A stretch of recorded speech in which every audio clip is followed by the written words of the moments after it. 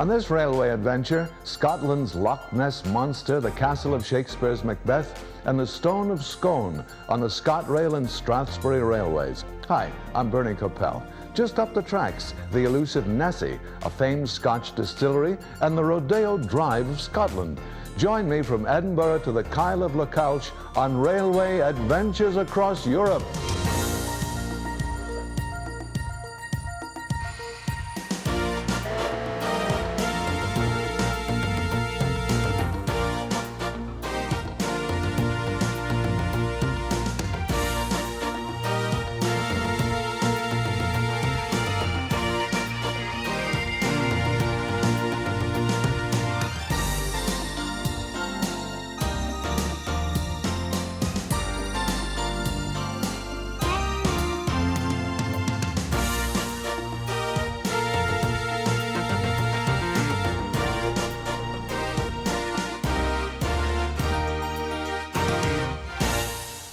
We're about to embark on a railway adventure with the allure of mystery, the promise of beauty, and the romance of a culture steeped in centuries of glory, royalty, lore, and wonder.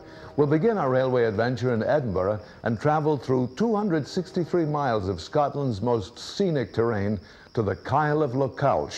The spectacular sights, sounds, and places include Cawdor Castle, where Shakespeare's Macbeth slew Duncan; the lavish shops of Princes Street, known as the Rodeo Drive of Scotland; a massed band of bagpipers, the home of the famous Black Watch Royal Highland Regiment; Highland Games, the Dewar's Whiskey Distillery; and the bottomless lake, or loch, of the world's most notorious monster.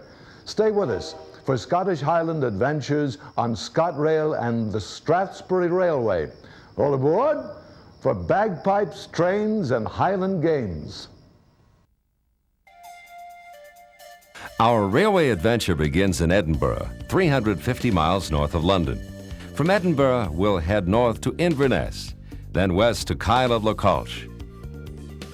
A railway adventure through the glorious Scottish countryside is just one of the outstanding scenic routes on the ScotRail network for visitors to enjoy.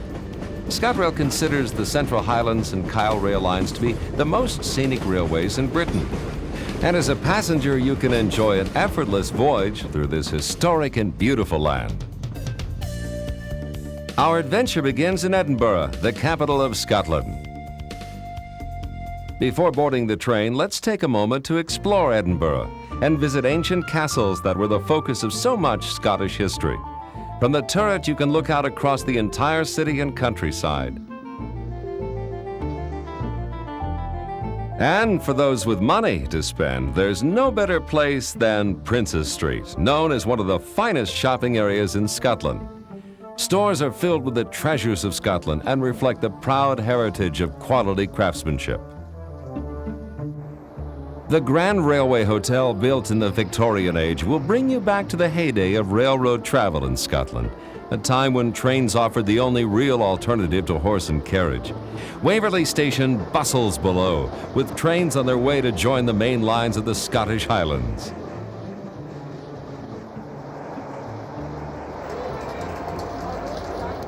Just minutes from the station, passengers heading north will enjoy a thrilling experience. The Forth Bridge, built at the turn of the century, rides high above the water and offers spectacular views. The mile-and-a-half-long bridge gives every passenger a front row seat to view the beautiful terrain. Then on to Perth.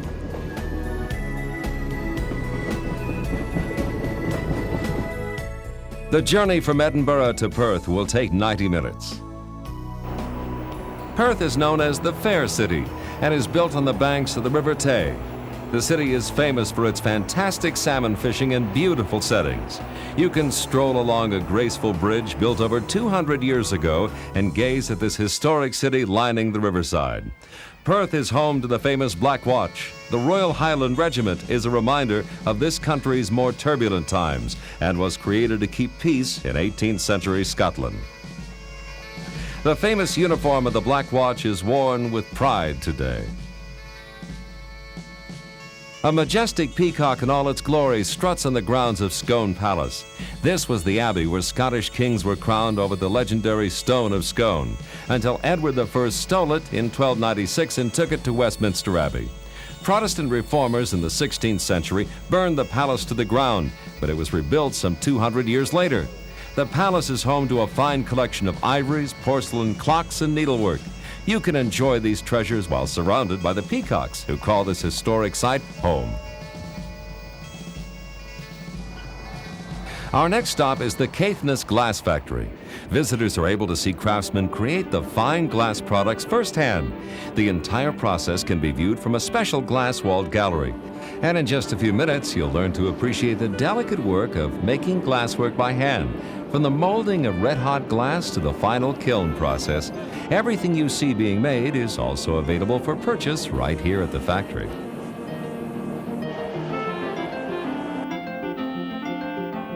Our railway adventure now brings us to the Dewar's Whiskey Distillery. Scotch whiskey is one of Scotland's premier exports. This blending and bottling plant can fill over 350,000 bottles a day and ships over 90% of its product abroad.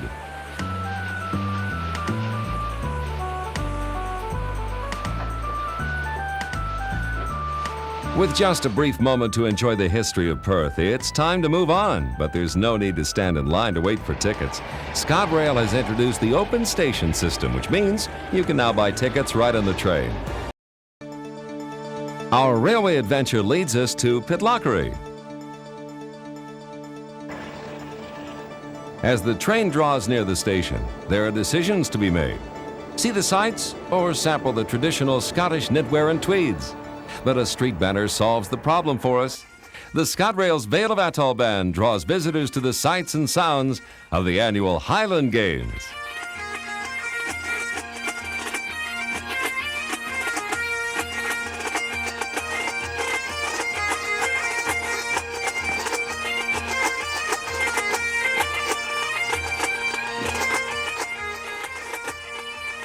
Cycle racing is a popular event and was added to the games in 1900. You can see heavyweights struggle for glory in the traditional tug of war. The pole takes strong hands and a powerful back, but it's determination and sheer manpower that wins in the end. That was brute force, while this is sheer grace and precision, the sword dance. Footwork and muscle power win the prize for tossing the caber, but this day nobody won. The caber just fell over backwards and never overturned.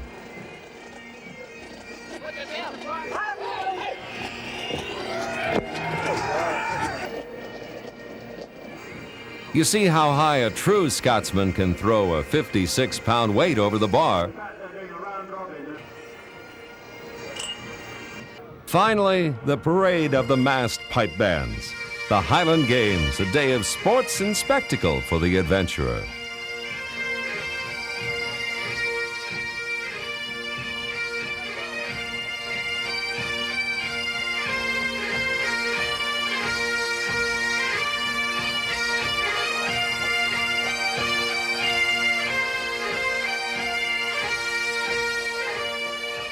For the fishermen, salmon is the attraction. A special salmon ladder has been constructed on the River Tummel to help these fantastic fish bypass the hydroelectric station. This spectacular scene is called the Queen's View over the Loch Tummel. Queen Victoria made it famous when she stopped here in 1866. Our train adventure takes us on to the next leg of the journey, Blair Atholl. Every express train from the south is met at the station by a minibus that will take passengers to Blair Castle.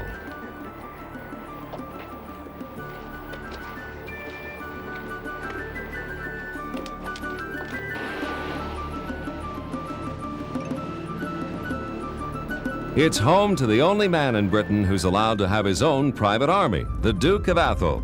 This special privilege was granted to the family by Queen Victoria. Set in extensive parklands, Blair Castle dates back to 1296 and offers a traditional welcome to all visitors.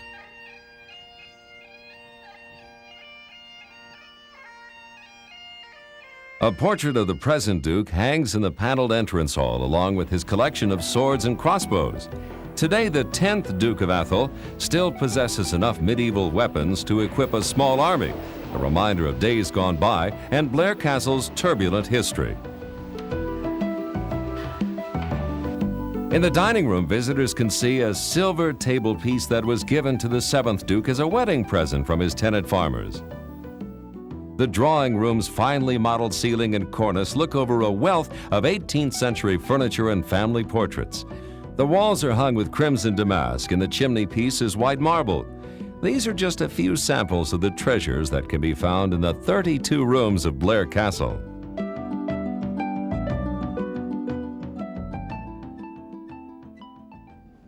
From Blair Castle, our train sets out along Glengarry.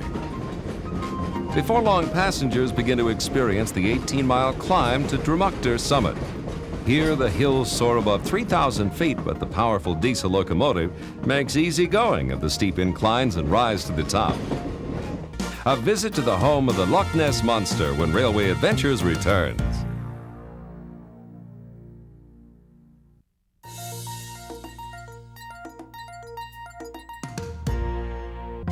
At just over 1,000 feet above sea level, we roll into Dalwhinnie, Scotland.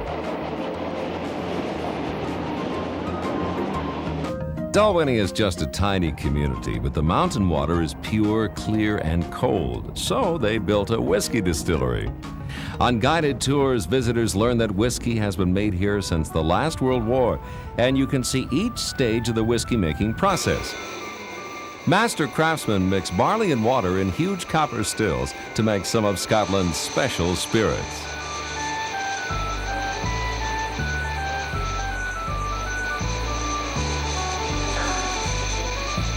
One secret of the product that has made Scotland so famous is the quality of the water and peat.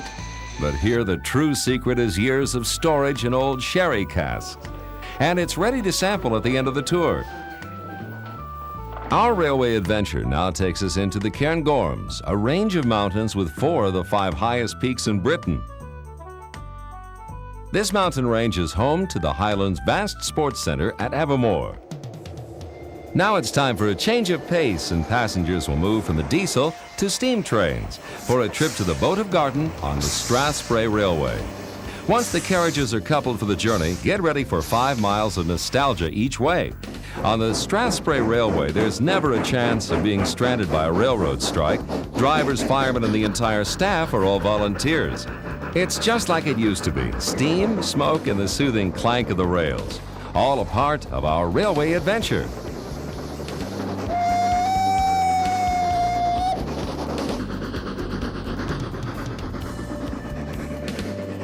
The Strathspey delivers passengers to our next adventure, a ski lift to 3,600 feet. The lift brings visitors to just 500 feet from the summit of Cairngorm. From there, you can see the entire countryside, look down to the winter ski slopes, and enjoy the cool mountain breeze. Waters gather on the slopes and feed the many lochs, or high mountain lakes, below. Loch Morlich is the heart of the Glenmore National Forest Park and is fed by the mountain waters. The lake sits at over 1,000 feet above sea level, and a careful eye can see reindeer among the Scots pines and silver birch near the shore. This beautiful place is regarded as one of the most scenic inland lochs of Scotland. You can enjoy the sandy beaches and facilities for fishing, sailing, or take a restful canoe ride along the shoreline. From Loch Morlich, it's back to the train station to complete our adventure north. The train crosses the Culloden Viaduct on its journey north. It's 1/3 of a mile long and built over 29 arches. The bridge spans the River Nairn and leads us to the capital of the Highlands, Inverness. The city of Inverness is home to another wonderful example of railway building construction, the Station Hotel. Guests checking in will shortly be greeted by a magnificent staircase that sweeps visitors up to the first floor. This elegant hotel brings back romantic memories of elegant times gone by.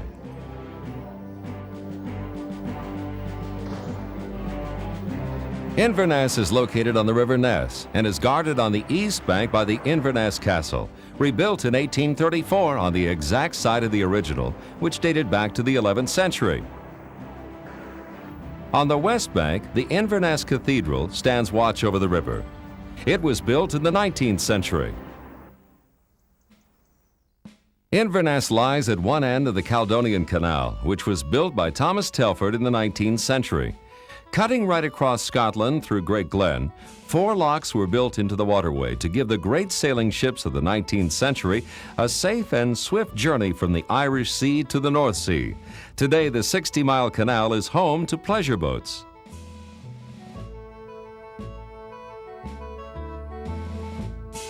Visitors can tour Scotland's most famous high mountain lake, Loch Ness, by motor launch. The boats travel along the entire length of the loch.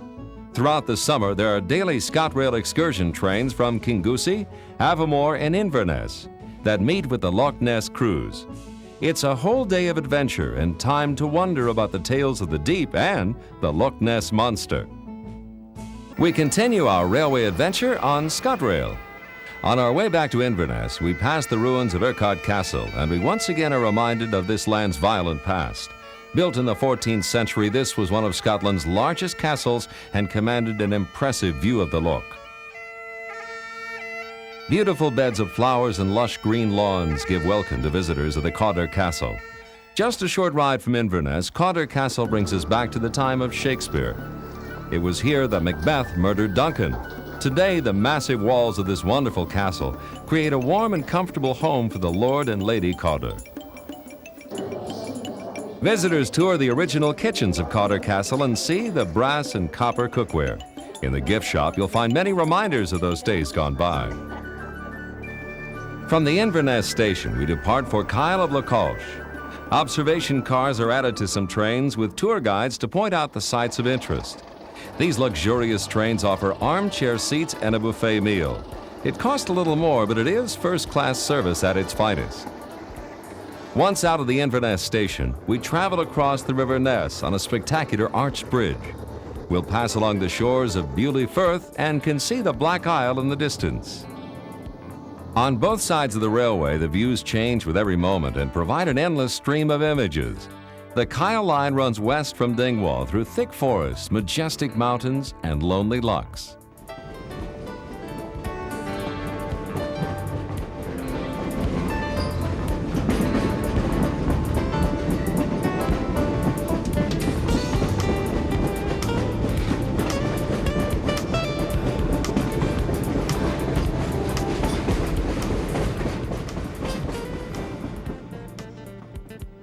Poems are written about the scenes you will enjoy from the comfort of this elegant train. Your adventure on the Kyle will pass one poetic village after another. Auchnault, Auchnasheen, Auchnashellick are all part of the trip.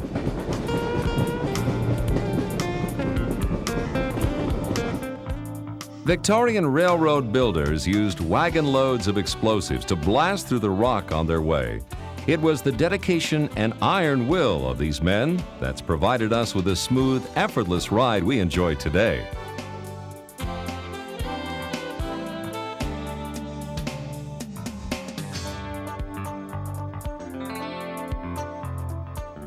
Every bend in the track reveals a new, spectacular sight.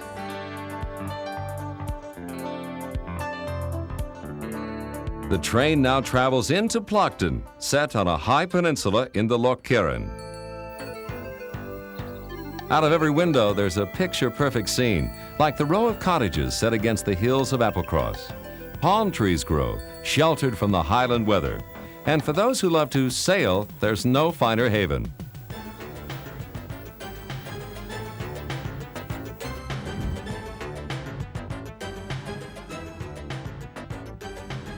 In the distance, the mountain peaks on the Isle of Skye signal our adventure across the Scottish countryside is coming to an end. But not before we see another engineering milestone for the Victorian age. The Portnacloish Cooting, an 80-foot deep trench cut in solid rock. From there, the track heads along the coast into the Kyle of Loch and the main ferry stage of our adventure.